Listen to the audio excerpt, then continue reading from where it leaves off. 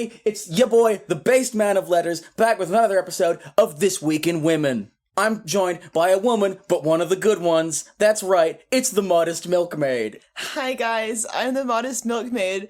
I'm really passionate about promoting good women behavior. Women do good things. Have you found a husband yet? No. Why? Because I deleted my OnlyFans, and ever since then I've been getting less male attention. I guess they just hate to see a woman find the Lord. That's right, but every week on this show, I like to bring you a slice of what the woke elites are up to. What are the feminazis cooking up this week?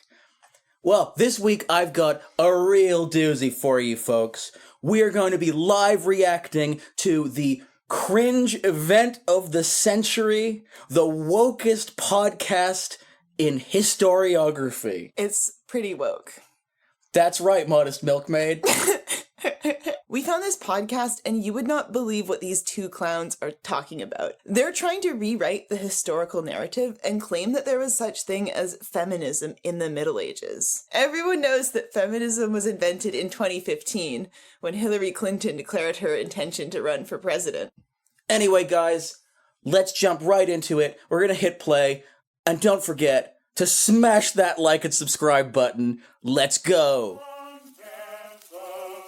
The feast is o'er. Now brimming wine in lordly cup is meet to shine before each eager guest. And silence fills the crowded hall, as deep as when the herald's call thrills in the loyal breast.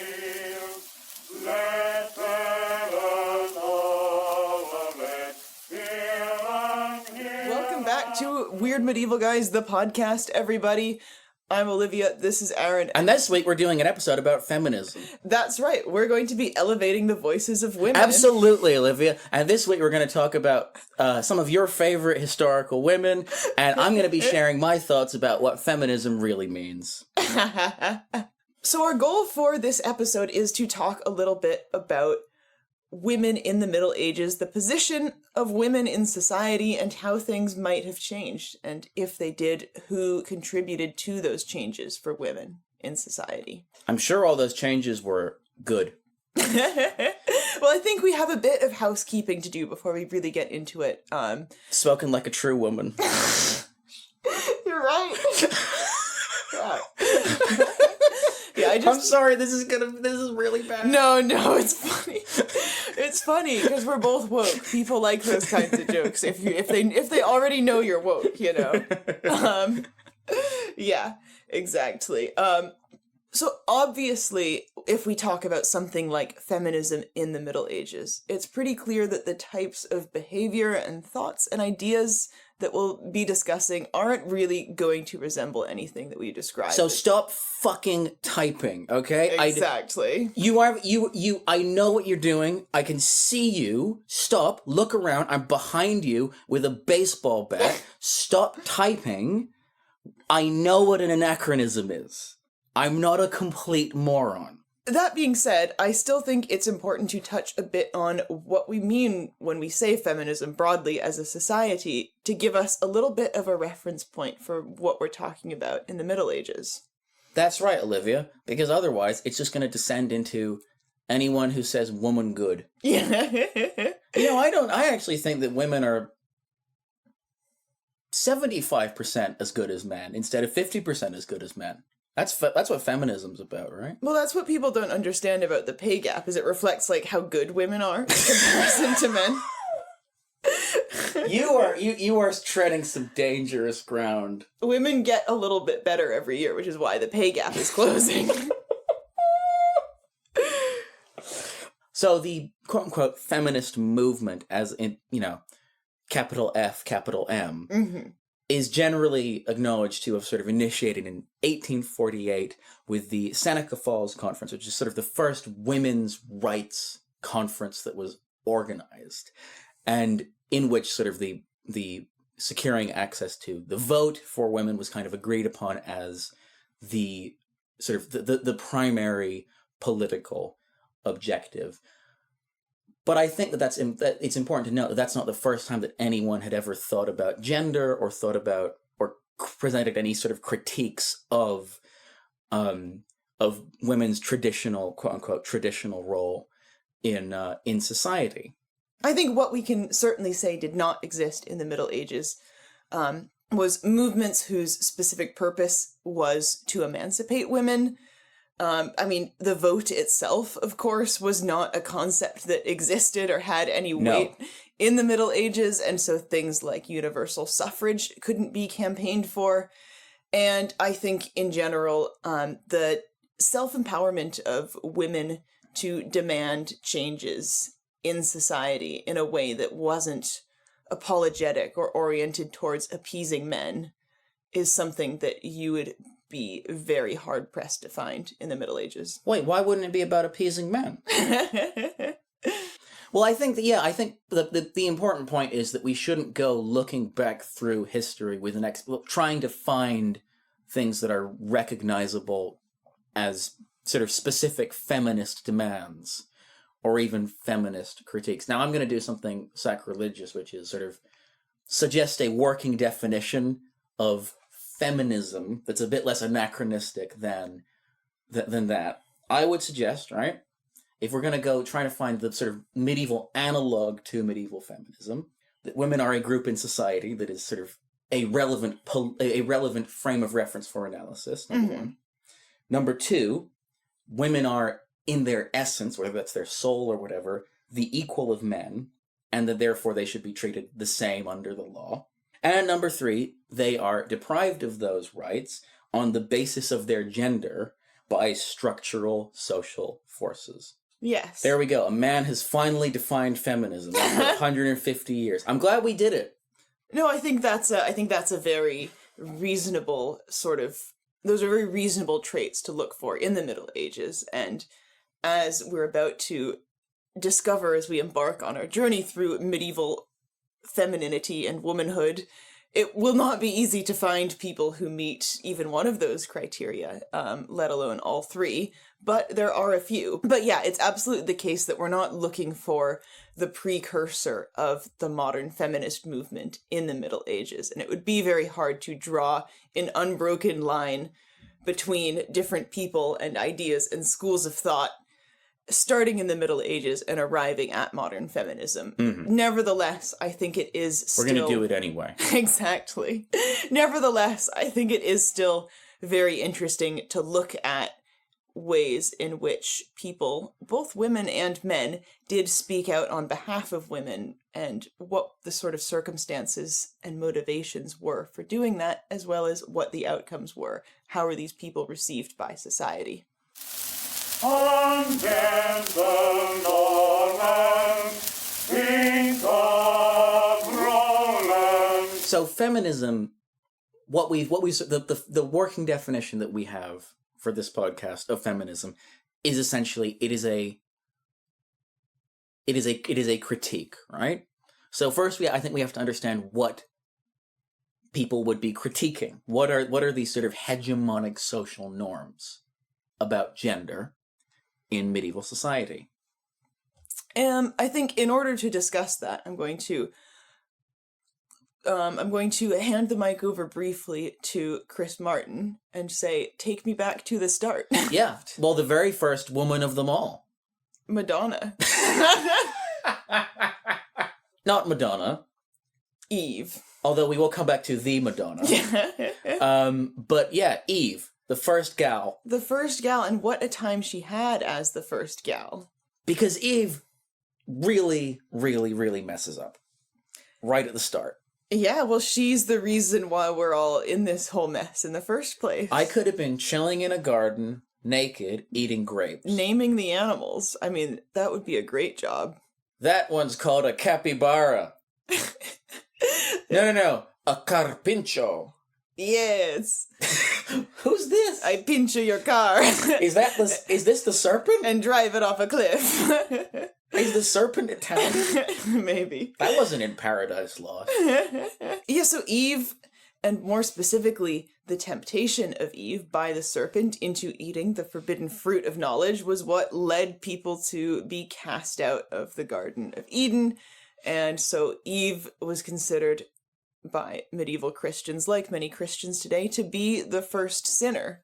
Not only that, but the sin that Eve committed, the original sin as it's known, Eve incurred a sort of spiritual debt that, in the medieval Christian mind, everyone is still working to this day to pay off. We are born sinners because of what this one woman did. Which I think is very unfair, right? Because, like, even in the most critical sort of presentations of Eve, she's kind of just gullible.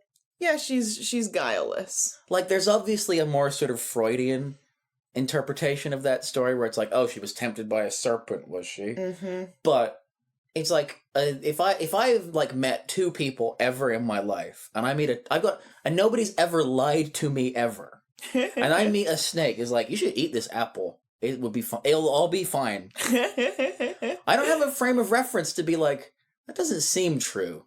But it's interesting in medieval art, if you look at medieval art of the temptation of Eve, you'll always notice that the serpent is drawn with a woman's face. Oh, right. Often a face resembling that of Eve, or identical even. And so... Even? Terrible. And so this is this is an evil that was attributed to An Eve. evil? I'm gonna have to start watching what I say. So Eve was, was very much given responsibility for committing this quote unquote sin. And it's interesting that you mention representations of her as being gullible, because I think it might be useful to get a bit into what women were perceived to be like in the Middle Ages, because there was a very clear, distinct notion of female nature as different to male nature. Listen, here's the thing about women you gotta understand. Women are two things. They're horny and stupid. Yes, well, I think that's pretty much put the nail on the head, because the idea... women, they also love shopping. And they love... Women do be shopping. But yeah, because the idea of women as, easily giving into temptation and easily tricked and misled, and as being sort of morally infirm. But also having voracious, sinister appetites. Yes, that's very much something that was embedded in the medieval mindset, and I think you see a lot of Eve reflected in how women in general were perceived in the Middle Ages, as well as quite a bit, I will say, of pre-Christian philosophy too, because the Christians didn't invent sexism. Do not Google what Aristotle thought about women. It was bad. Yep. I mean, the Greeks had Pandora, who I think, you could see as a sort of proto-Eve. Mm. And the Christians inherited a lot of Greek philosophical and medical traditions, and venerated them. There was plenty to say about women in those. And so the medieval concept of body and mind were very strongly linked, weren't they? Yeah. There's someone who was, in good physical health and pleasant to look at and conformed to standards for what a person should look like, was probably someone who was moral and morally upright. And conversely, that the idea of physical unattractiveness and, evil went hand in hand as well. And so there was the idea that there was a biological reason why women were the way that they were, kind of morally inferior, that comes back to sort of humor and humoral theory. Because there are all these ideas that men in their physical nature are kind of like hard and dry and forceful, and women and their physical nature are soft and moist, which is kind of that's unpleasant. A recurring theme, and malleable, and that I love my women like I like my cakes. Moist. Exactly. I'm so sorry. And the idea that these were the physical natures of the two genders basically led to the idea that those were also the spiritual natures, that women were mentally and spiritually morally moist. Women just have those soggy souls. You squeeze a woman's soul and it just... So that's what Mary Berry was talking about. Exactly, when she said soggy bottoms. Yeah, this is a very feminine cake. But that is to say that there was a medicalized, philosophized notion of female nature, and that this was what physicians and doctors and scholars thought of women, and so this is what the authority said. Here is his girdle, who dies on the field. So does that mean that medieval Christians thought that every woman was evil? Not necessarily. As you might be aware, there are plenty of female saints, for instance, in the Catholic Church, and many of the earliest examples of Christian women who are treated by society as being admirable are saints. But these women were seen as being particularly admirable because they had overcome that innate female nature. Most often that they had overcome the innate female sexual appetite and by maintaining their virginity. Yeah, I mean, I would slightly soften that to say that I think it's worth reflecting on the fact that women were assigned the ability to be saints at all as significant, because I think we kind of brush past that, because sainthood and unification with God is the highest state that a sort of human being can achieve in medieval Christianity. And so there is an argument to be made, and I think it's a little bit true, maybe a little bit not true. The idea that women were, at the very least, in the medieval mindset, part of the sort of overall spiritual journey of mankind. Something that other forms of misogyny maybe don't credit them with. Yes, I do think that's definitely a fair thing to say. But that's not to say that they were woke. This is the lowest possible bar, and they are barely clearing it. Yeah, because the way that women can achieve spiritual completion is, if not on paper, then certainly in practice, very different to what men are expected to do. So with women, there is a massive emphasis on virginity and purity and chastity and modesty and submissiveness and deference and suffering through it, and just in general on abstention. And it's quite an interesting thing. There's also many records of women in the Catholic Church who lived a cloistered life and who lived as lives of seclusion and who led these really ascetic lifestyles that often involved abstaining from things like food and drinking. And there were many Catholic women who even starved themselves to death in the name of God,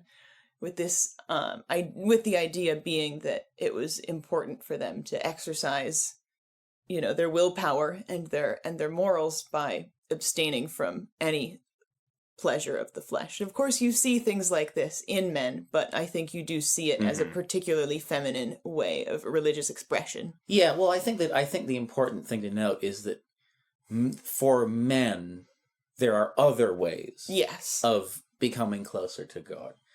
But there are lots and lots of men who do take that sort of very ascetic lifestyle. And I mean, we have an article on the Substack about the sort of the origins of monasticism in the Middle East, talking about this idea of mortification and asceticism, and how women are kind of part of that from the very, very beginning. But the important thing is that, like, you can become a saint if you're like a really good king, which is not something that happens very often for women. And I think that suffering and endurance is sort of is the path to holiness for women in this period. Absolutely. Let heaven all of it hereafter. I mean, it's important to note that obviously Eve is not the only woman in the Bible, and there's another incredibly important woman in medieval Christianity who we've only sort of very briefly acknowledged up to this point, who is Mary. Now, Mary in the New Testament, if you go back, is not actually a very important character. She gets 16 mentions in the entirety of the Bible, and she gets, I think, 32 in the Quran. Like, she is very much a supporting character. Now, fast forward 400 years to when Christianity has become established in the 5th century in the Roman Empire. All, like, once Christianity becomes a state orthodoxy, you need to figure out what that state orthodoxy is. And so there are this proliferation in the sort of late Roman, early medieval period of these ecumenical councils that are sort of set up to answer important theological questions. And one of these is the Council of Chalcedon in 451, which was set up to answer one very important question. Is Jesus God or man or something in between? Now, at the end of the council, what they decide is he is both fully man and fully divine. One of the interesting consequences of that is that suddenly Mary becomes a much more important figure in Christianity because if Jesus is both God and man, then that means that she is not only the mother of Christ, the man, but the mother of God. And so, after the Council of Chalcedon, the cult of Mary becomes an incredibly important part of medieval Christianity for men and for women. I mean, in medieval Christianity, she becomes this almost, and this is profoundly heretical for me to say, but I'm just going to say it, this sort of demigod-like figure who is assumed to have the ability to intercede and and to affect the physical world if you kind of appeal to her. And that's why Mary is one of the most kind of commonly represented, especially in the East as well. In Orthodox Christianity, she's absolutely central, the cult of Mary. Now, anyway, that's a big deal because that makes Mary the most important mortal in all of Christianity. Mm-hmm.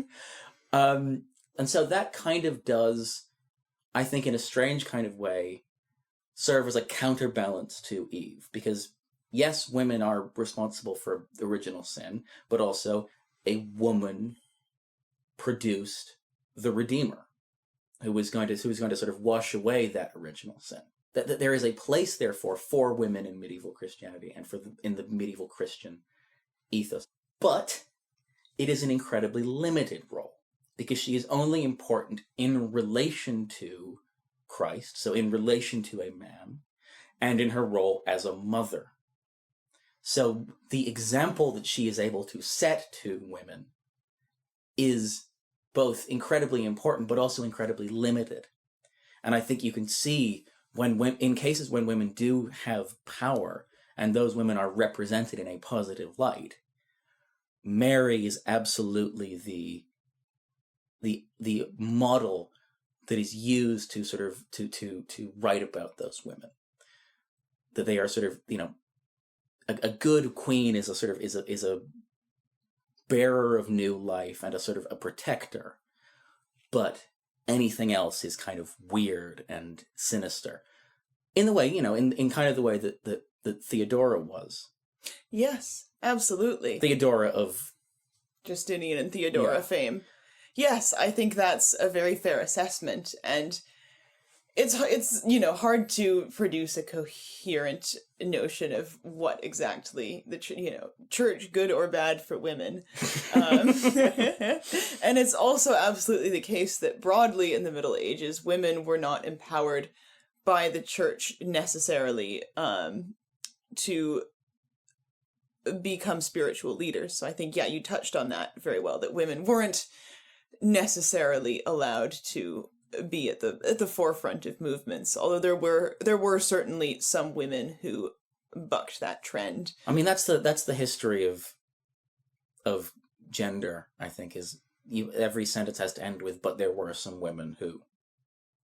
And some men. So actually, I have a slightly interesting tangent that I want. I love slightly interesting tangent. Yeah. So have you heard of a small sect of Christianity called the Waldensians? I've heard the name, but I know nothing about them. So this is a really interesting movement I read about that was founded in the 12th century by... Are they about ensuring sort of structural integrity? No. Waldense? No. This is a 12th century movement onwards. And it's a really interesting Christian movement. So these guys made it like a couple decades before the Pope sort of fully noticed them and started sending people to torture them to death. But this was basically, this is like the kind of Christian that your family would have been in the Middle Ages. Oh, cool. So this was a very unstructured type of Christianity that was practiced, wherein there weren't formal church leaders. There wasn't formal mass. So mass was conducted by, lay people and common people were expected to engage with scripture on their own and even be able to preach it to each other.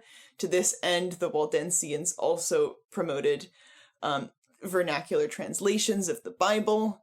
When was this? They didn't believe in saints. They didn't really like the hierarchy and the centralized structure of the church. They thought there was a lot of corruption involved there. Sounding a little bit familiar, Yeah, right?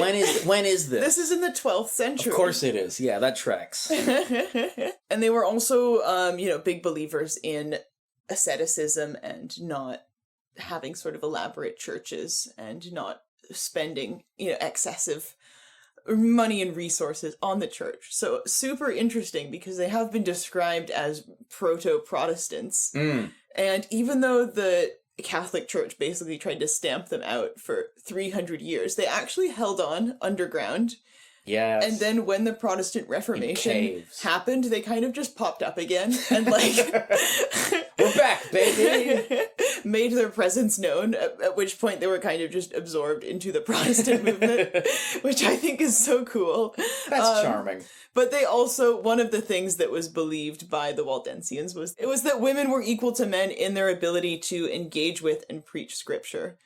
And I think that's pretty cool. But yeah, to circle back anyways, out of that tangent, it's definitely true that women were mostly defined in relation to, I would say, other things, in particular men in the Middle Ages. So even stepping outside the church, women were expected to basically be passed from their families to their husbands. Here you go, have her. Exactly, and if you lose your husband, you'd best try to remarry. And to be a woman who existed outside of that social structure was not always a great place to be, whether you were an unmarried woman or a widow or a single, God forbid, a single mother. Oh dear. Then you were not empowered whatsoever to participate in society and be perceived as a valuable member. Yeah, as human, essentially. With one exception, I will say, which was women who led a cloistered lifestyle. Right. So I think it's interesting that by becoming nuns, and of course forswearing some pleasures, at least on paper, women were able to sort of escape some social structures. Although I think it's very tempting. They were literally marrying Jesus. Well, I think it's very tempting and certainly erroneous to go, oh, that means that, nuns were girl bosses who could do whatever they wanted. It's very easy to imagine nuns as a sort of kick-ass lesbian polycule. Yeah. It's not that. I think most people that have been to religious all-girls schools would definitely not agree that it's Dairy all girls, it ain't. Yes, exactly. And so women were able, for instance, to pursue an education if they became nuns, which I do think is significant because there wasn't another mainstream way for women to do that in the Middle Ages. That being said, yeah, it was a very restrictive lifestyle for women. Women could certainly be turned out of their convents if they were suspected of bad behavior. And there were certainly examples of nuns also being imprisoned and tortured and even put to death for what was perceived as sinful behavior.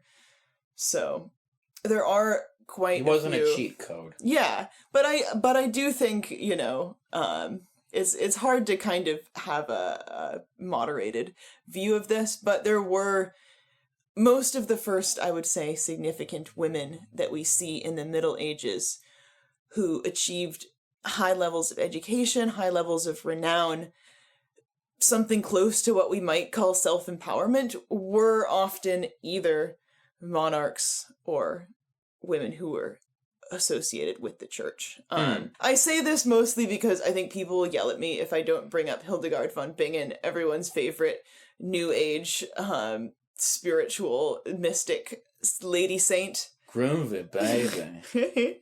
And she was also a 12th century woman by and large. And yeah, she does have an image of being kind of like a medieval, I don't know, Yoko Ono or something. People really do perceive her that way. And it to bring in my feelings to this, because I'm a woman and this is an episode about women. So You're it's also a woman? an episode about me. Wait a minute. It drives me nuts, man. Anyways, Hildegard was a woman who from a very young age experienced visions, which is hard to know exactly what that meant. If it was like a sort of schizophrenia or migraines. But she would Or just fall weird into dreams. or maybe it really was God. But either way, she would fall into fits and receive apparently visions from God. And this led her parents to stick her in a nunnery, possibly also because she was like the 11th of 12 children or something, and it was getting a bit much. But anyways, Hildegard was a woman who achieved, I would say, incredible renown for a woman of her day. So by her 40s or 50s, she was the prioress of her own little group of nuns, and she advocated for them. She managed to establish sort of an independent enclave of nuns. She publicly preached, so she actually went on tours, giving public sort of sermons, which was quite remarkable for a woman. Coming to a time. city near you. Exactly. Women. And she became very well established as a religious leader. She corresponded with popes and kings and all sorts of important people of her day. But did she have? Can I just ask? If she's the Middle Ages Yoko Ono, did she have a John Lennon on the scene? She did have. Or was her John Lennon just Jesus? She did have another nun that she hung out with a lot. Oh right, they were roommates. Yeah, well. Joanne. Yeah, I need to push... Joanne Lennon. I need to push back on that as well, because that's something people love to insinuate, despite the fact that there's basically no evidence to suggest that they were lesbians. They were Lebanese. No, Olivia, anytime that two people of the same gender spend any amount of time together, and anybody notes it, they're gay. I just think that if two women are in a theater company together, they have to be thespians.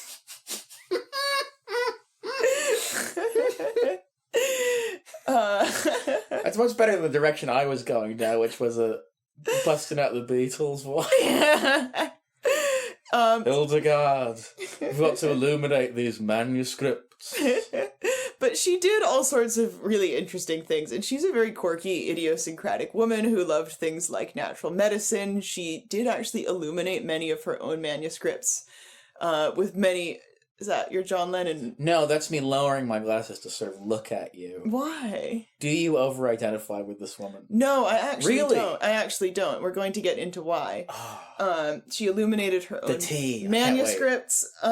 Yeah, so she was involved in all sorts of really interesting things. She composed music. She's actually a very significant composer of church music. She was interested in natural medicine. She created her own language called the lingua ignota, not the band, but a made-up language by Hildegard von Bingen, from which the band gets its name. And at that, I think, seeing all of the things that she's done, she often does get elevated to feminist status today. And she's one of the most well-known women from the Middle Ages today. And I think it's really interesting that people ascribe this feminist tendency to her, because she didn't have much to say about women or gender or femininity. And she was, of course, as a staunch Christian, most of what she said about women was about sex, and more specifically about the importance of chastity and purity and traditional feminine values. So there was no, I would say, if we return to our original definition of feminism in the Middle Ages that we're working with, there wasn't any sort of treatment of women's issues for the most part. There's a difference that gets elided when you're thinking about historical figures who kind of push against the societies that they live in, between somebody who is an inspiration in retrospect because of what they were able to achieve, and somebody who actually presents a critique. Like, she is a feminist icon because she showed what women were capable of, because she was intelligent and articulate and successful, but she didn't herself, as far as we know, present any kind of structural critique of gender or anything like that. It's the difference between, I think, being appropriated by feminism, or really by any sort of political movement, as a sort of evidence in an argument, as evidence in a critique of these sort of misogynistic ideas about women, whilst not necessarily holding those views yourself. I think the female mystic is a really troublesome figure to look to for feminist inspiration. I think that the female mystic, in terms of being a woman who experiences visions from God and who probably, leads a lifestyle that's unconventional, it's really easy for women to kind of turn it into a feminist thing, because I think ultimately they're women who are mentally ill, and it's really easy to romanticize them, while at the same time writing off what their actual convictions were, their Christian convictions about sex and morals and society, by kind of wrapping it all up with this mental illness and this kind of spiritual quality, despite the fact that that's what gives them their appeal in the first place. Yeah. So I think people are interested in these women as objects, as kind of crazy, crazy and irrational women. And I think it comes back to that Ursula K. Le Guin quote about women being at the roots and men being above the soil in the sunlight. That people like this idea of women having primal, innate knowledge. But people are less interested in women with more conventional modes of self-expression. And if you don't think that's not an issue these days, I've got 2 words for you. Yeah. Girl math. Yeah, exactly. Yeah. Or that's kind of a brief visit to Hildegard, and I think you can make a similar argument about a lot of other female saints, that they were aestheticized and that they were there's an image of them, but it's an image that's very far divorced both from who they were as people and from what actual women are like. Living in death, the man who's gone to yield. One thing that really strikes me, especially earlier on in the Middle Ages, is that despite the fact that there were conceptions of female nature and some scholarly discussion of women weren't all that interesting to scholars and weren't all too central in the early and even high Middle Ages to discussion and to philosophy. You don't get many polemics about, women are bad. No, you don't get many pieces at all, apart from some medical texts that, tell you to stick questionable things up your hoo-ha. What do they got down there? Who even knows? Exactly. It's weird and scary to me. Yeah, exactly. Hysteria is when uterus. But that being said, later on in the Middle Ages, we do have a few pieces that were written about women. And of course, despite the fact that women weren't very central to medieval writing and philosophy, women nevertheless did consume that philosophy and writing. Yeah, I mean, in the Middle Ages, there was a class of literate women, mostly, from the elite, obviously. And they they consumed the culture of the time. I mean, they sort of formed their own. I mean, in many cases, they would basically form sort of book groups and communities of literacy where they would discuss the classical texts and the great authors of the day, and so they were engaged in culture, but they weren't necessarily central in producing those texts. So it was usually still men who were writing it, even if women were women were reading, women were consuming what they wrote. And their tastes influenced the culture, the textual culture of their time as well. So there's a great example of the hermit Richard Rolle, who was earlier in his career was sort of fanatical in his use of Latin and never writing in vernacular. Who then later, after sort of having words with his female friends who were like, "This actually sucks. I hate reading Latin." He switched to writing in vernacular English. But there's, I think, on a more sort of profound level, there are sort of examples, I think, of men who, when writing about women in this period, who present a bit more of a nuanced, like, presentation of women and of femininity. I mean, we've talked about one of them already. Chaucer, absolutely. I mean, The Wife of Bath is is not a feminist story in the way that we're kind of using the term, but at least presents a different kind of woman. Yes. And doesn't, I think, judge her in an interesting way. Another sort of slightly surprising case of what you might say is like a more sort of critical interpretation of gender is the work of Geoffrey of Monmouth. Yeah, so he was a scholar who lived in the Welsh marches in the 11th and 12th centuries, and he is most famous for a couple of works. First of all, he helped to popularize, in many cases, set down some of the foundational Arthurian myths. But he also writes a book called The History of the Kings of Britain, which is a history of the sort of pre-Anglo-Saxon Celtic monarchs of the island of Britain. The important thing to note about the history of the Kings of Britain is that it is, whilst it was accepted as historical at the time that it was written, it is now accepted to be pretty much entirely fictional. He just made stuff up, which is why it's incredibly interesting that when he was making stuff up, he made some interesting stuff up about women. So there are two female kings, not queens, but female kings in Geoffrey's book, and neither of them really fit the kind of Mary archetype.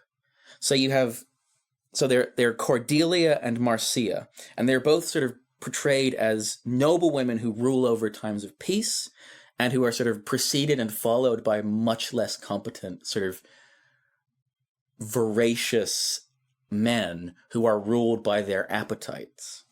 And in many ways, the kind of power that they exercise is very contradictory to these ideas about femininity that we've kind of been talking about. So, Marcia, for example, is a great lawgiver who sets out this, like, the legal code, essentially, of the Britons, which is not a field that women are associated with at all. And Cordelia is maybe a little bit more of a sort of conventional medieval woman, in that she sort of does end up sort of meeting a horrible fate because she is deposed after 5 years by her awful nephews. But she's such a dedicated public servant that she's heartbroken and ends up killing herself. Now, these are women who, aside from their gender, could be kind of any king, I think. That's very interesting. Yeah, so the important thing to remember when you're thinking about the history of the Kings of Britain as a book which comments on gender is two things about historiography in the Middle Ages, which, number one, this book is presented as a historical text, and number two, the purpose of medieval historiography is moral instruction. It is an education about how you are supposed to behave. And so if women are presented positively in the history of British kingship and are active participants in that, not in following the sort of these two tracks that we've been talking about of like Eve versus Mary, that's very interesting. Absolutely. So what I think is what we should take away from this is that these ideas about gender are hegemonic, but that doesn't mean that everybody is completely bought into them, and that there isn't countercultural presentations and revisionist presentations of women in medieval culture. Definitely. Still not feminism, just to be completely clear, but interesting. Definitely. And I think to return to the idea of moral instruction, that's also a very interesting component of medieval writings on women, because another famous early text about women is the writings of Boccaccio, who famously wrote a book that was called something like, On the Lives of Fabulous Women or something like that. On the Lives of Bad Bitches. Basically, yeah. Yeah, it's basically just like a women fan cam. Well, No, it's not. It's not. It's not really. I was mostly riffing. So it's a list of women from pagan and Christian history who Boccaccio perceives as admirable, but most importantly, it's a model of behavior for women, and it's very, very preachy, and it's very clear that it's geared at what Boccaccio perceives to be his issues with women. I mean, it's not only that, but I would say that also he presents the women who are bad bitches, who he respects, as the exception. Yes. So he has a brilliant quote in it where he says, "What can we think, except it was an error of nature to give a female sex to a body which had been endowed by God with a magnificent virile spirit." Which is basically how I think about you. Oh, if I was a man, I'd be unstoppable, because I would be I'd be starting fist fights and stuff. I'm gonna be real with you, Olivia. No, you wouldn't. No, I wouldn't. You would be an incredibly irritating indie boy who I would have grudging respect for. Yeah, definitely. I think, though, that it's a really important point to note when we talk about these kinds of ideas about positive representations of womanhood, whether they're the sort of slightly malevolent version that Boccaccio has, or the kind of more interesting, less prescriptive ideas that Geoffrey of Monmouth is kind of portraying, that these are still kind of depoliticized ideas. These are cultural critiques or contributions to the culture that are not necessarily connected to advocating for changes in the status of women. Exactly. Yes. Which, if you remember, is one of the key kind of axioms that we're using to define feminist.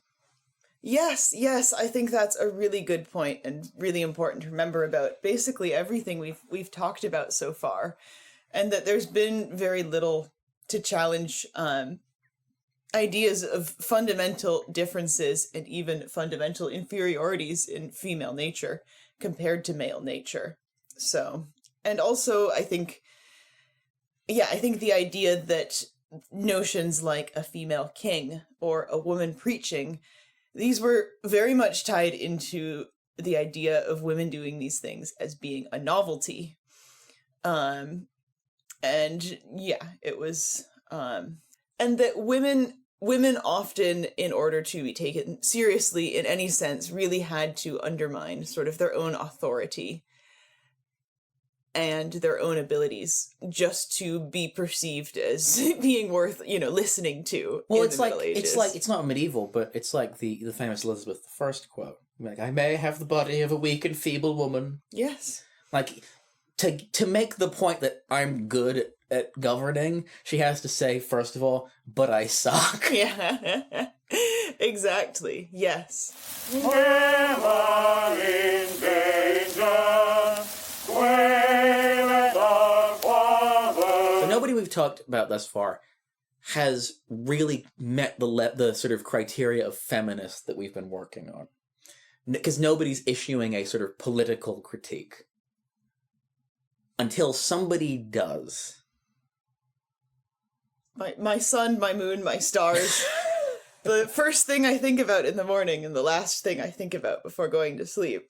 We're going to talk about Christine de Pizan, who, as Aran and many people in my life know, I'm obsessed with. I think she is one of the most fascinating people ever to have lived. She's your Constantinople. Yes, and the fact that we won't ever be able to know more about her, the fact that I won't ever be able to hold a conversation with this woman, is utterly tragic, because she is she's incredible, she's interesting, she's contradictory, and we should probably cut to the chase and explain why. Because she does arguably a lot of things for the first time, or at least in a more visible way than anyone before, in a way that's led her to be, by some people, considered the world's first feminist. Here we go. Bit more about Christine. She's literally opening up a book of notes about Christine de Pizan. Yeah, my weird medieval guys book. Yes, so just a bit of background about Christine de Pizan. She is born in Venice in 1364 to a noble family. Her father is, I believe, a court astrologer, and she moved... He also works for the General Council of Venice as well, so the city council, basically. Yes, he does, until he is given a job offer from the King of France, at which point, when Christine is around 4 years old, her family moves to France, where she will spend most of the rest of her life. Now, I would like to note that, by the way, that this means that Christine will spend her formative years proximate to, but not able to access political power. But what she will be able to access is an absolute wealth of knowledge and information. Her father, who's of course an educated man, educates Christine as well, so she's very literate. She is educated presumably by her father in classical studies. She is Latinate. She probably has a little bit of Greek knowledge as well. And she is a voracious reader. So in Paris is one of the largest libraries in the world at the time. And from a young age, Christine is in there absolutely devouring those books. Yeah, I mean, Paris was one of the centers of the first universities. So it was from a very early stage, a center of learning. We know that Christine from a young age was a curious girl who was interested in knowledge, but by the age of 15, she is already married to a man named Etienne de Castel, who is a middle class guy. It's a pretty respectable marriage, and by all accounts, probably a love match. Everything that Christine writes about him indicates that they were in love and had a very happy marriage. And so the first part of Christine's life until the age of 25 is spent as a wife and a mother. And not much more that we know of, although she is already quite educated. So everything changes at the age of 25 when Christine... Fucking tell me about it. Yeah, in 1389. So within a year, Christine's husband and her father die. Not ideal. Yes, certainly not. Within a year of each other. And so these are probably the two most important people to Christine, her beloved, and the person who educated her and gave her her love of knowledge. And after that, Christine is on her own. She has, I think, 3 kids and a mother to support, though no means of doing so. And she does not have a great time of things. So we know from some of her later writings, she was embroiled in several court cases trying to claim her husband's estate and trying to get what was rightfully hers from the system. And she clearly struggled to make ends meet during that time and to be given what was rightfully hers. And I think this places her in a very kind of unusual position for a woman in this period. Somebody who is both highly educated, but also very, very, very precarious. Like, most of the women who would have been able to access the kind of education that she had would have been from more established aristocratic families and would not have had to necessarily worry about, being out of work. Yes. She was, and this is an incredibly important point to know, she was employed. Yeah. She was not somebody who got her money from the land. And so the idea, the prospect of, if the system that she was kind of pushing against didn't side with her, that she would be destitute, was absolutely a possibility. Especially because she does have some connections. Her family is established in the French royal court. But the French royal court is not in the most stable place either at the moment, and there are threats of civil war. There are nobles and monarchs who are fighting each other, and so basically her whole world is upended. I think around the same time, her father's patron, I forget which monarch that was, unfortunately, also dies, and so... Charles the Fifth. Sorry, my voice just cracked. That's okay, it's not that just important. Google that. Keep talking. Right. So, it's around the age of 29, 4 years after the deaths of her husband and father, that Christine's first writings appear. So, in order to provide for herself and her family, she starts writing poetry. Although this wasn't necessarily unprecedented for a woman, selling her work commercially absolutely was. I don't know if there Charles are... V, get fucked. I don't know if there are any other examples of women doing this before Christine. Well, there would have been, but we might not necessarily know about it. Yes, exactly. And so interestingly as well, some of her first poems that she's writing are kind of just courtly love poems. They're pretty conventional and they're more or less what would be expected. They're kind of like the poetry versions of pop songs. But interestingly, as time goes on, she also starts writing poems about grief and loss. Some of the first recorded writings about widowhood.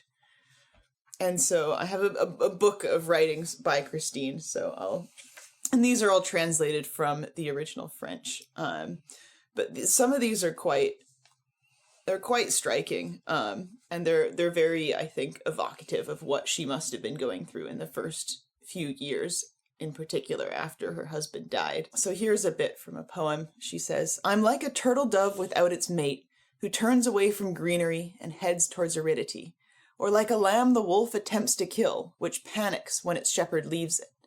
Thus I am left in great distress by my lover, which gives me so much pain that I will always weep for his death." Yeah, so it's pretty painful stuff. Free and undaunted, makes all the green out. Soon Christine moves on from writing and selling poetry exclusively, and she begins to delve into other topics. So some of her first prose writings are treatises and manuals about things like political leadership and warfare.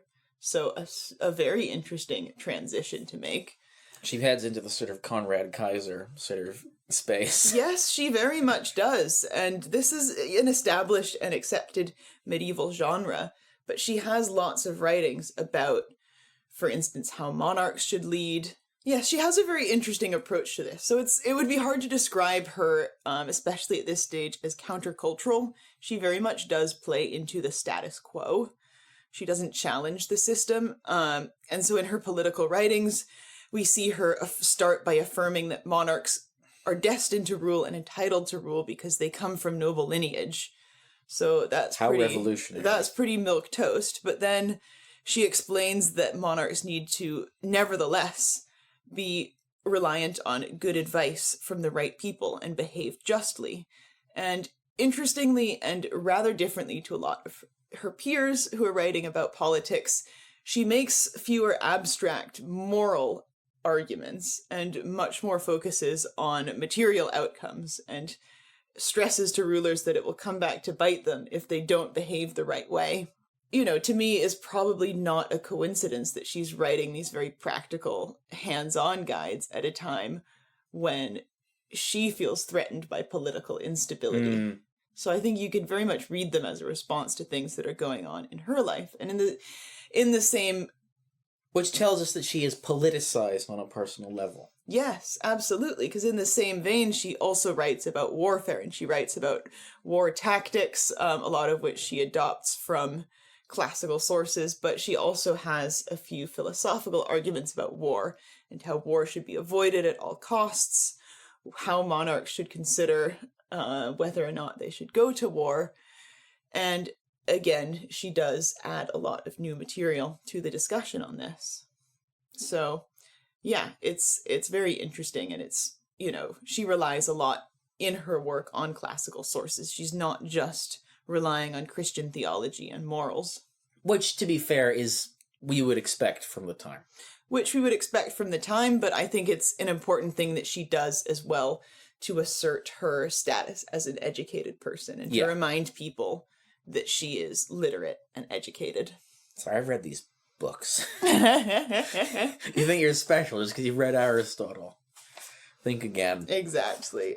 I mean, it's easy, I think, when telling the narrative of her life, to talk about this period as her sort of being a conventional writer, but it is worth noting that, like, the fact that she was being a conventional writer as a woman made her profoundly unconventional. Like, we've talked about, you know, men who've written, you know, books about politics and books about war, people like Machiavelli, Conrad Kaiser, Giovanni di Fontana before, and the emphasis there is on men.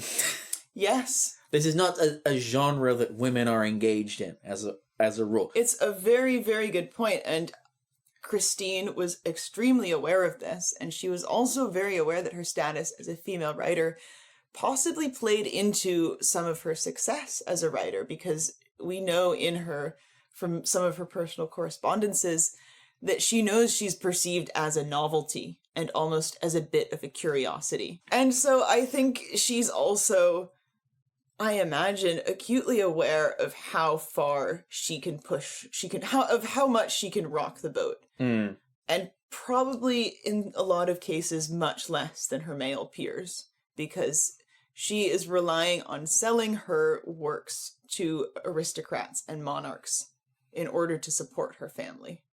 And so she is, of course, buttering these people up, and she is writing things that appeal to them. And Which all of that genre really kind of is. Exactly, yeah. Like, all of them have this sort of framing device of, my lord, you are truly the greatest of all the princes of Europe. Yeah, But exactly. to join the heights of Alexander and the Caesars, heed my word. Exactly. It's very much like, oh, you wouldn't want to spoil the good thing you've got going on. Exactly. Only 5 payments of $9.99 to read my book. Subscribe to my Substack. But, so by 1399, when Christine's husband has been dead for 10 years, she's 35 at that point, one of her first writings that explicitly addresses gender appears. And this is a really interesting piece. It's a little bit funny. I think it's quite a good lark. And it's called, I believe, The Letter from the Love God. This is the God of Love's letter. So it's the framing device here is that this is a letter written by, who is the God of Love? Is it Apollo? Oh, it is Cupid. From Cupid, king by the grace of himself, God of lovers, ruling in the shining sky with no one's help, son of the powerful goddess Venus, Lord of love and all its objects, to all our loyal, obedient servants, health, love, and intimacy. That horny enough for you? That was pretty good. I really liked that. Yeah, no, that was amazing. Some people I know are very uncomfortable right now, and I'm fine with that. Good. No, that was amazing. So she continues this letter by saying, "We make it publicly known that complaints and piteous accusations have been made before us at our court by all ladies, married and unmarried, noble women, middle-class women, and young girls. All these women have together humbly requested our help, without which they will all be robbed of their honor and deeply shamed. And the above-mentioned ladies complain of the great crimes, the accusations, the slanders, the betrayals, the great outrages, the deceptions, and the many other pains that they receive every day from disloyal men who blame, defame, and deceive them." That's right, ladies. I'm an ally. Cupid is such a Mennonist. But doesn't that kind of strike you right away? That's not something you would necessarily expect to hear from someone in the Middle Ages. No, I mean, it's very much straightforwardly sort of anti-men. Yeah. Yeah, this is a letter that outlines Christine's beef with what I can only describe as medieval pickup artists. Yes! I mean, can you believe these people? Pretending that there were pickup artists in the Middle Ages. Everyone just got married at 15 and had 10 kids and died at age 16. As we should. That's the timeline I'm working towards. Listen. If you want to learn more about why de Pizan is a stuck-up bitch and why pickup culture is actually cool, subscribe to my Substack. You'll get the best deals on my dick supplements. Alright, guys. Let's get back to it. I don't know how much more of this I can take. It's really nauseating. Like, why don't you just accept your lot in life, ladies? Subscribe to my How to Seduce Christian Men YouTube channel to learn more tips and tricks for making him think you're the most pious slut in all of South Mississippi. And so, this is a really interesting piece of writing. Flip this back open again. Because it does deal with the idea of female nature. And more specifically, Christine talks about the ideas that men have of women, that they're weak, and that they're foolish and silly, and morally worse, that they're easily given to temptation. And first of all, she refutes these ideas. She says that they're not true at all. She says of male writers, and if anyone says that we should believe these books which were written by men of great renown and wisdom, who would not have deigned to lie, books which prove women's evil nature, I answer that those who wrote those things in their books were, in their lives, only interested in deceiving women. They could never possess enough women. Every day they wanted new ones, without even being loyal to the most beautiful. So, you know, she's basically calling them, I don't know, angry incels. Man whores, Man-hells. and incels, Yeah. and fumblers of bad bitches. Yes, exactly. So yeah, she talks about, I mean, she takes everyone down. She takes Ovid down. So, you know, for instance, she says, Ovid said much evil of women, which I consider to be a misdeed, in a book he wrote, which he called Love's Remedies, in which he accused them of dishonorable, filthy, uncouth behavior. I deny that they possess such vices, and I stand ready to do battle on this issue with anyone who wants to throw down the gauntlet. Not only does she refute these ideas of women, she kind of flip-flops back and forth into actually agreeing with them. She has a very interesting type of argument that she brings up a few times in this piece that I think is really clever, where she says, anyways, since women are apparently so easy to deceive and so foolish, why is it that men are so obsessed with seducing us? If it was really that easy, why won't they shut up about it? Oh my god, tell me about it. So she says, and if they are fragile and frivolous and unstable, simpleton and totally naive, just as men say that women are, why do the men who preach find the need to invest themselves with caution? Oh, and why do those women not subject to them quickly without the aid of art or skills to capture them? Because if a castle is already taken, meaningless will be war. Bada bing, bada boom. By your logic defense. Fucking smoked. Yes. No, exactly. And again, very interesting piece. I guess I shouldn't say that she leans into or agrees with those stereotypes, but she does She very uses much them for rhetorical purposes. She very much, I would say, in this piece, nevertheless, she definitely qualifies sort of what she perceives as being good women versus bad women. And so she does, you know, specify that there are unvirtuous women who are things like unchaste and immoral. But I think what's particularly interesting is that she basically has the same moral standards for men and women. So she essentially is saying everyone should treat each other the same. And it's actually a surprisingly equitable approach to morality. Well, I think that I don't think we should be surprised that she kind of has the same. She starts from the same place in terms of a worldview as the people that she's criticizing, because she didn't magically apparate out of thin air. She's still a person who lived in the society that she did, and I think that it's very easy when we're kind of backwards projecting things like concept like feminism to people like Christine de Pizan. We want them to be like 21st century woke. Yeah. And if Christine de Pizan lived today with the values that she did, we would see her as a very conservative person. Absolutely. Because the moral sort of meridian that we live to now is not what it was back then. Absolutely. But that doesn't dilute the things that are revolutionary about her in her context. Yes. Yes, I 100% agree. And I think it's also clear within the context of her life that a lot of her unhappiness came from being deprived of social structures. So it came from losing her husband and from threats to the stability of the monarchy. And these were the things that provided for Christine. And in general, her whole life, was basically a case study of how difficult it was to make it on your own as a woman in the Middle Ages. And I think it's not surprising that she should lean into that women should strive to be good wives and good mothers and cling on to structures of stability, because that's how they'll be provided for. Mm. Well, she's working with what she's got. Yeah, exactly. Exactly.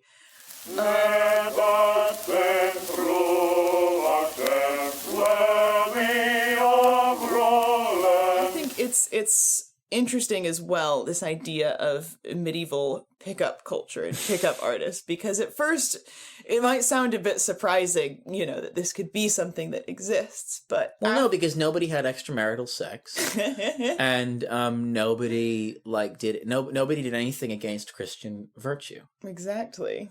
Give me a break. Exactly. Because over the next few years of her life, in the early 15th century, Christine was embroiled in a very fierce debate in the French literary world about a poem.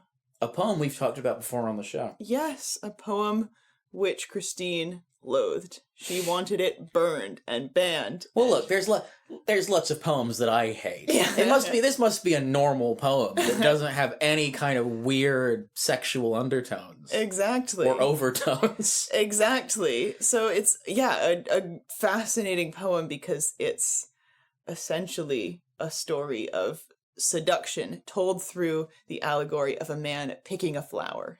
It's a literal deflowering, and it uses all sorts of descriptions of force. It belittles women. It dehumanizes them. It uses a lot of what Malcolm Tucker would call violent sexual imagery. Yeah, absolutely, because, it has imagery of men having to fight their way into a castle. That's what seduction is like. If you find yourself in the course of that activity trying to metaphorically fight your way into a castle, that might be a skill issue. So yeah, it's pretty filthy stuff, and Christine wrote a lot of letters to people who supported it. She was absolutely embroiled in this debate, and she was ridiculed during the whole thing, of course, for her gender. There were some people who supported her in disliking the poem, although most of these people were church leaders who just didn't like the idea that it could be pro-sex. Christine's central point in this argument was that it was anti-woman. And she lists many, many examples of times in her life when she's seen women be mistreated by men who have basically had sex with them and then discarded them. And that this is catastrophic for a woman in the Middle Ages because It's not great for a woman now.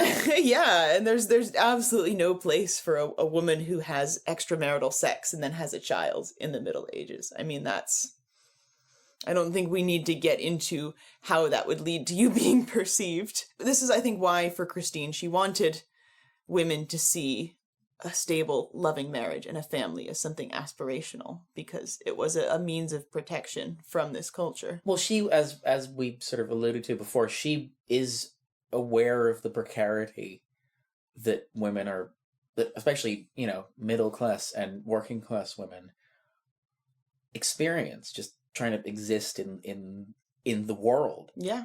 Like, if you don't have like the stability of an aristocratic background, you are absolutely in the face of destitution. And I think that that has to be part of the mix when you're trying to understand the perspective that she's coming from.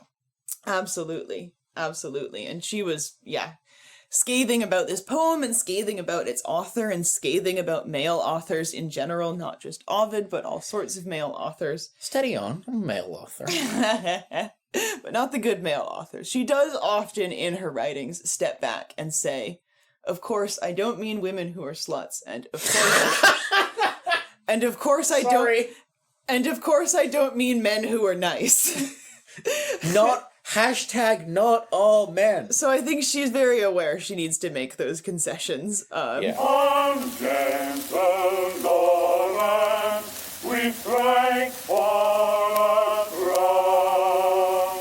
So I could probably spend the next 12 to 14 hours talking about various pieces of Christine de Pizan writing. And I'm sure she will show up again, so you don't have to. She absolutely will. But I will spare you guys the bloody details, the boring details, and the gory details. That's it. And I will cut to the chase and talk about probably Christine's most famous work. This one came out in 1405, and it was, I think, heavily influenced by her writings and debates over the Romance of the Rose. So this book is called The Book of the City of Ladies. Which sounds like a city I need to get to. Well, unfortunately, no boys allowed. Christine, by the time she wrote this book, was in her late 30s or early 40s, pretty well established as a writer. She'd been selling her works to aristocrats and monarchs for quite some time, and I think she was seen and respected as an authority, or at least and as an educated person.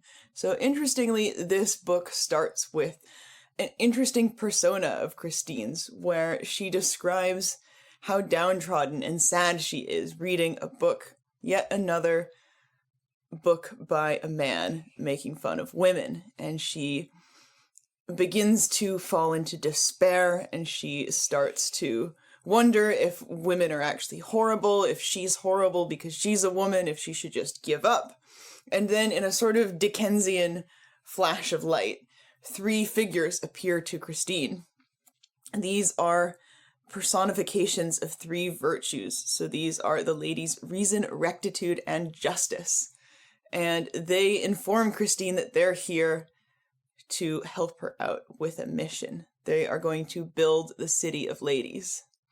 And so this isn't just going to be any city, but rather a rhetorical city. Rhetorical in the sense that... Oh, that's the worst kind of city. A city that's not real.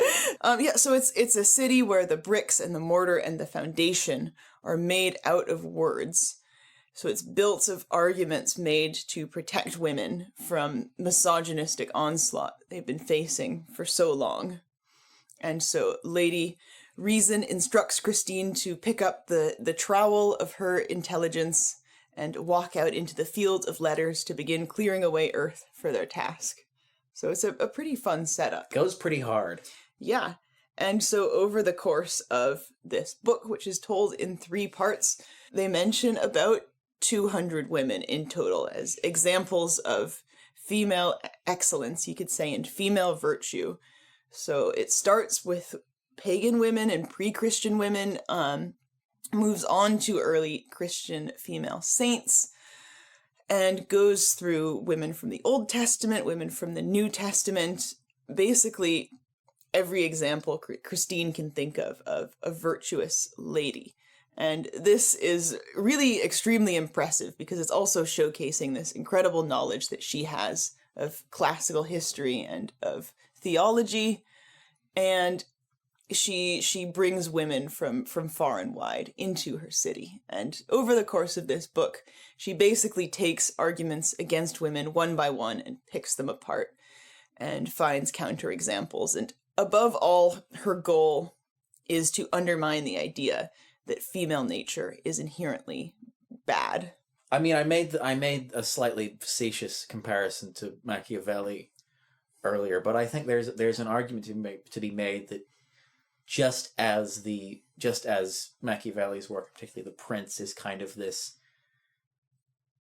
kind of rhetorical argument for Italian nationalism, this is kind of this is doing that for women. It's the same structure, using history rhetorically in order to prove a point. And so I think that she kind of, this places her very much in a sort of as part of a canon, but as a part of the canon that's often she is often sort of ignored as part of that canon. That yes, she is contributing to this kind of genre. I think so, and I think it's astonishing to me that she is ignored so much because she's very subversive in some of the things that she brings up. So she really goes right down to the fundamentals and challenges not just people's perceptions of women, but people's perceptions of what is good and what is bad in the first place. So for instance, even though she says that women aren't less, for instance, morally resolute or morally sound than men, she looks at virtues that are typically attributed to women, or traits that are typically attributed to women, like sensitivity and emotional intelligence, so to speak, and she actually underlines why these are good things and why these are beneficial traits, not just for women, but for society as a whole. So very interesting in that regard. And she even goes all the way back to the start and tackles this idea of Eve as the first sinner. So she discusses the idea that Eve is inferior because she was made out of Adam's rib, and she flips that on its side and says, well, if Eve was made out of Adam's rib, Adam was made out of dirt. So like, which one of those are worse? She says, for God has configured the woman nobly, and she was created out of a very noble matter, not out of the mud, but out of the very back of the man whose body already existed. The woman is the sum of him, the noblest of all things on the surface of the earth. I mean, isn't that great? That would go so hard on 14th-century Tumblr. Yeah. So it's kind of almost a feminist history or a women's history, which I think is really interesting because women's history wasn't really seen as a discipline, basically, until second wave feminism in the mid-20th century. So we are a whole Yeah. we are a whole 600 years early. Yes. Yes, we are. And she even goes so far as to, when she's, perhaps confronted with historical stories of women who behaved less than virtuously, she basically rewrites the narrative on these women. And she says, well, actually, that's not what happened. So, you know how nowadays you get books, for instance, like Circe by Madeline Miller, or yes, there's one about 1984 about the female main character in that one that, the whole idea is to retell these stories from the woman's point of view in a transformative feminist way. Anyways, here's something from The City of Ladies. Christine writes, similarly, Medusa, or Gorgon, was celebrated for her outstanding beauty. She was a daughter of the very wealthy king whose large kingdom was surrounded by sea. This Medusa was of such striking beauty that not only did she surpass all other women, which was an amazing and supernatural thing, but she also attracted to herself, because of her pleasing appearance, every mortal creature upon whom she looked, so that she seemed to make people immovable. For this reason, the fable claimed that they had turned to stone. So I think this is obviously, again, not part of a canon or a tradition that exists in the modern day. This is separate from what those women are doing, But it is incredible that she is still basically doing the exact same thing that's perceived as transformative and feminist nowadays. And she was doing that 600 years ago, and very few people did that in the interim. I think that maybe a more useful, or maybe a more holistic comparison is to say that she's kind of a bit like revisionist historians. Oh, absolutely, yeah. Where you're trying to reinsert women into these existing sort of canonical stories. Yes, I think that's a good point. I think it's certainly not outside the scope of what was done in medieval history writing. We just talked about people making up histories of monarchs, but I think to focus on women and to do this with the intention of reframing female villains is very, very interesting. A fascinating work by all accounts. Again, she goes through hundreds of women, and you can tell there's definitely a personal element as well. So she brings in Italian and French women and her patron saint, Saint Christine. And she also seems to have a thing for the Amazons. She talks about the Amazons a lot and how cool they are. And some of her writings as well in this book are incredibly evocative because she brings up things like infidelity, and in particular domestic violence is something she brings up over and over again. And I think it's really, really fascinating how she has these very carefully constructed, very rhetorical arguments about, abstract moral concepts, but sometimes it feels like she kind of snaps almost. Her anger feels sort of palpable through the writing. So here's a page. Here's a passage, another passage. This one's about domestic violence. And I've got an example of writing from the Romance of the Rose as well, which has a bit on the nature of women. So in the Romance of the Rose, this is a verse translation. It says, "Man's life is filled with miseries, troubles and ills on every side, induced by the insensate pride of women, their demands and plaints. Such trouble cause as life attains. With miseries manifold, alack, hard hath he who striveth back to call them to a decent sense of modesty and reverence." So that's male writers on women. Women, am I right? Can't live with them, can't live without them. Am I right, boys? Yeah, brother. Let me get a beer. So, here's Christine on men. "How many women are there actually, dear friend, and you yourself know, who because of their husbands' harshness spend their weary lives in the bond of marriage in greater suffering than if they were slaves among the Saracens? My God, how many harsh beatings, without cause and without reason, how many injuries, how many cruelties, insults, humiliations, and outrages have so many upright women suffered, none of whom cried out for help? And consider all the women who die of hunger and grief with a home full of children, while their husbands carouse dissolutely or go on binges in every tavern all over town, and still the poor women are beaten by their husbands when they return, and that is their supper. What do you say to that? Am I lying?" Despite the fact that she was a wonderfully clever woman and she had a lot of really clever turns of phrase, she was very fond of writing to her male detractors and saying things like, "Well, I'm just a little woman. How could you possibly argue with me?" and things like that. And really undermining herself in order to undermine her opponents. She had a great quote where a man has said that it's unnatural and uncommon for a woman to be educated, and she writes back, "If it's bad for me to be educated because it's so uncommon, it's worse for a man to be so stupid because it is so common." Boom! Which I love. But anyways, and I think this idea of undermining herself comes up over and over again. So for instance, in one letter she wrote to one of her detractors, "I'm not a logician," and then says, "but," and follows it with sort of a lengthy diatribe on morals and logic. Yeah, I really like this one. She says, "I do not know why you attack me so much more than others. It is hardly honorable to attack the weakest party. In order to eradicate everything, you attack me, who is nothing but the voice of a little grasshopper." Oh, I'm just a small bean. Well, she's literally doing the, "when you're mean to me, this is who you're being mean to." Yes! She would have loved Twitter. Yeah. She would have just gotten into flame wars with people for No, she absolutely weeks. would have. Yeah. She would happily die mad. Yeah. Yeah. No, it's amazing. And so, yeah, she's The basically first e-girl. Yeah. maybe.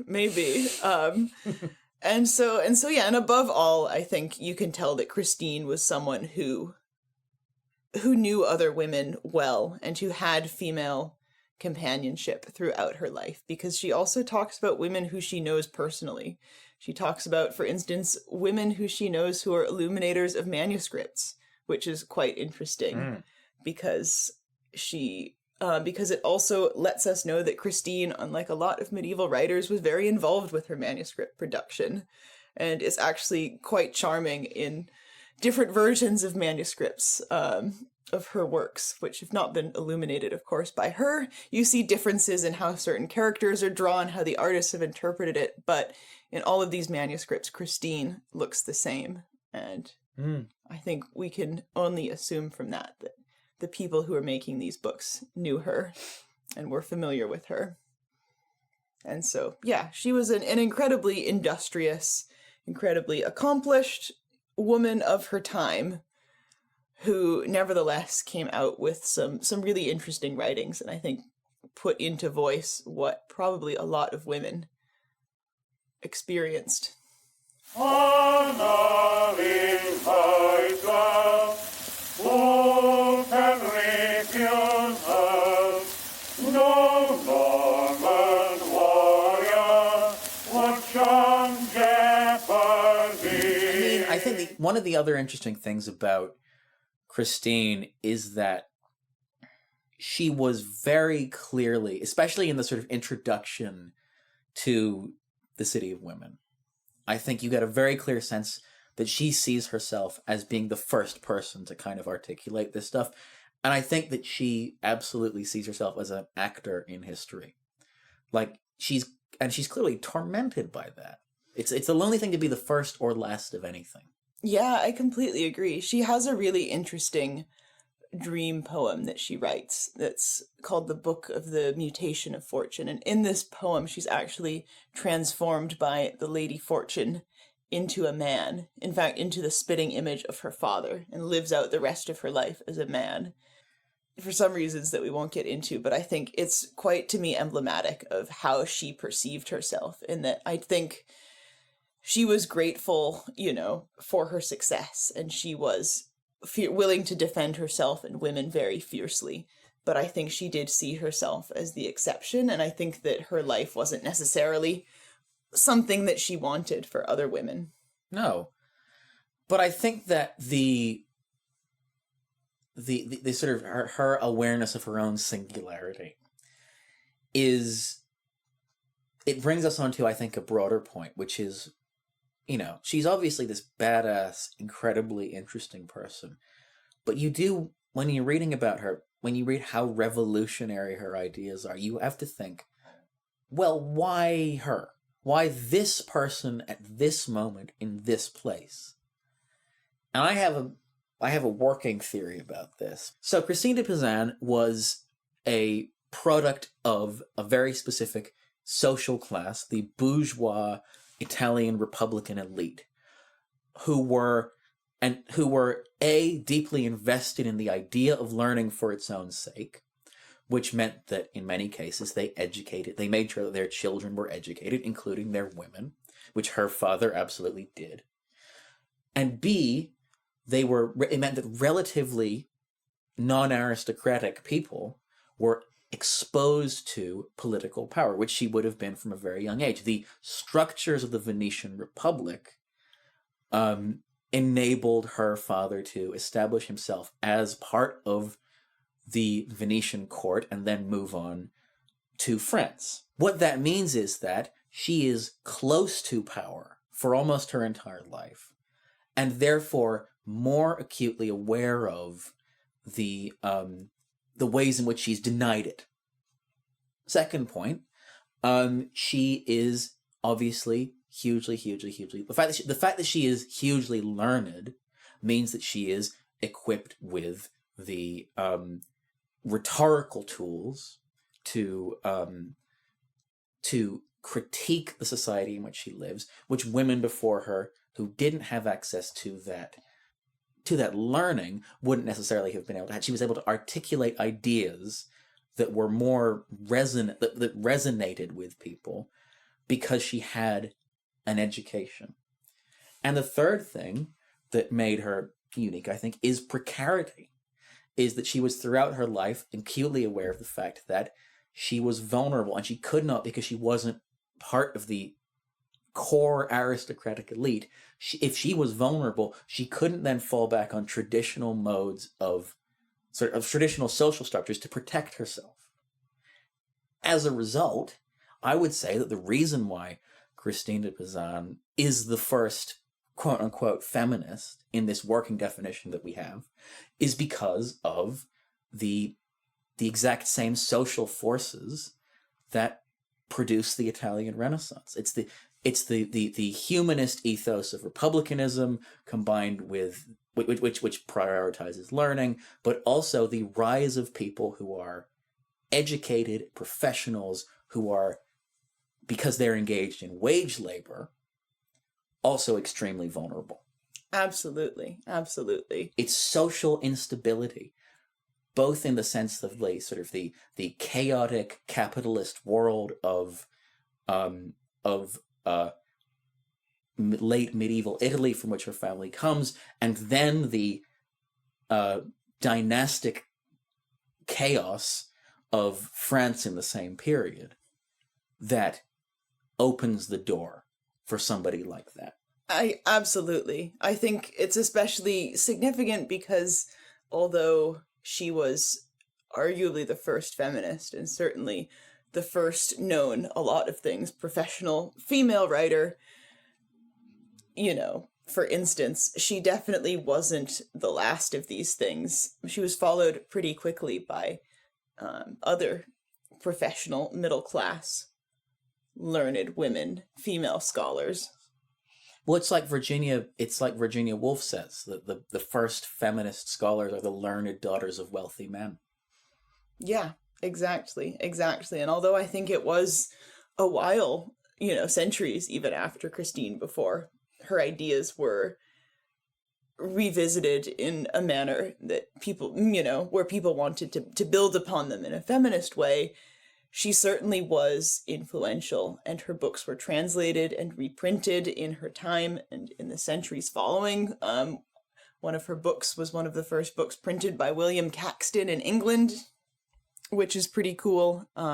So yeah, it's absolutely reflective of broader social currents. And as I said before, Christine was also aware of what the social currents and the social trends were because she needed them to survive. And that was a big shaping force in her work as well. Roland's great spirit looks down on our sandals. I have one final question for you about Christine before we leave her.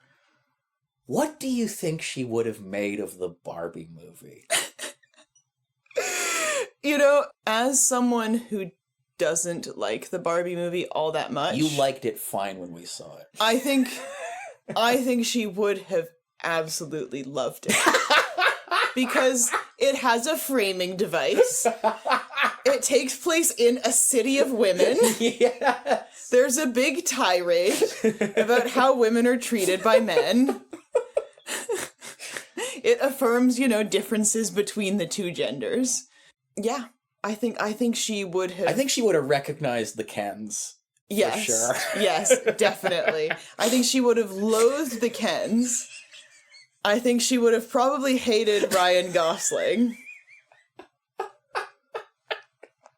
Well, he's exactly what she thinks all her sort of male critics are deep down. This fairly pathetic guy who is just obsessed with women. I think she would have identified really strongly with the America Ferrera. Yeah. I think she would have been like, that's literally me. So look, if we have the opportunity to sort of do a Vincent and the Doctor kind of situation where we take Christine de Pizan out of the 14th century and take her to the 21st century to see how society has changed, I would take her to July 2023 and buy her a ticket to Barbie. Yeah, I think the main Maybe thing, with French subtitles.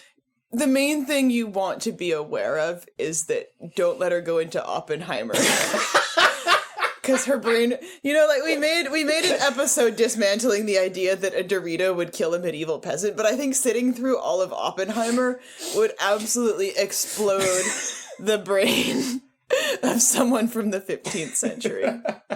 Beckon us onward to victory.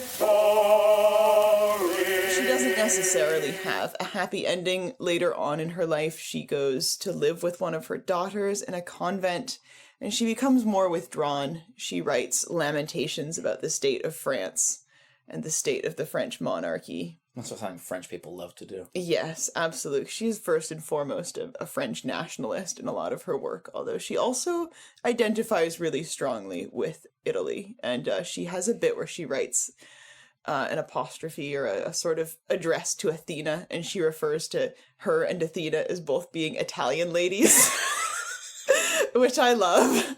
Italian ladies, gotta love them.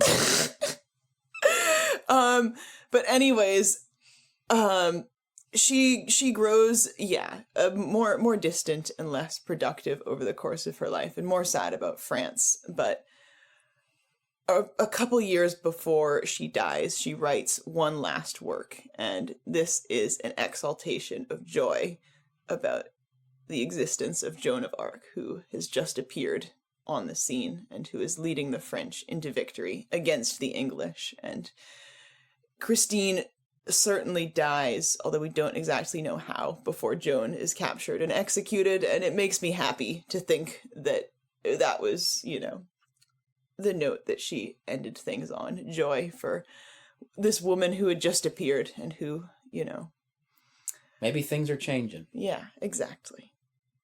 That is going to just about do us. I know, I have more to say.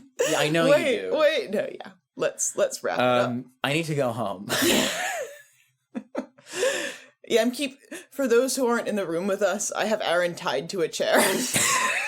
Well, I mean, you know where to find us. I am at Aran P. Tappers on Twitter and Aran on Blue Sky.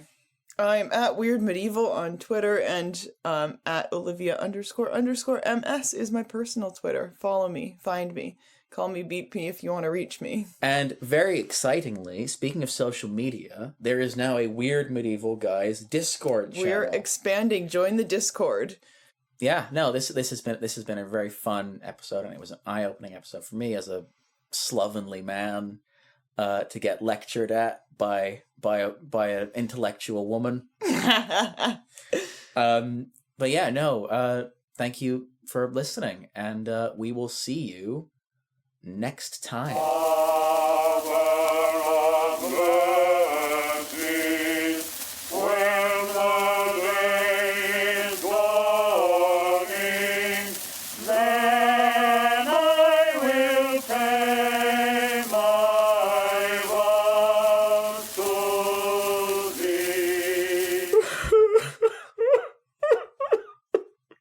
Are you okay? I'm fine. I'm masculine. Were you moved to tears by the tragic story of Christine de Pizan's life? No. I was just crying because of all the feminism. It was an allergic reaction. That's good, because for a second I thought you were being gay. I'm not gay. Listen, I think we should just call it there, all right? This was a very cringe podcast, and it was bad. Buy my boner pills. Yeah, I've heard enough feminist tripe from those clowns. Thank you.